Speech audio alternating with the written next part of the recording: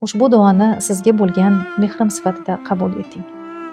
Yo mehribonim, behisob ne'matlarni ato etuvchi Rahmonim, xatolarimizni kechirguvchi Rahim zot, bizni moh Ramazonga yetkazding.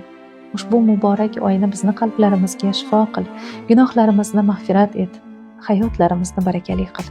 Axir sen arzimas amallarimiz uchun ham ajr savob beruvchi shakur zotsan.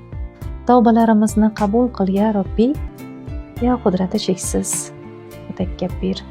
Sen uchun har narsa oson.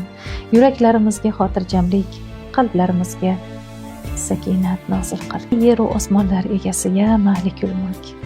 Har bir sinov ortidan xayr beruvchi ham o'zingsan. Bizni noumid qilma. Gunohlarimizni kechir, duolarimizni ijobatini ziyodasi bilan ato et.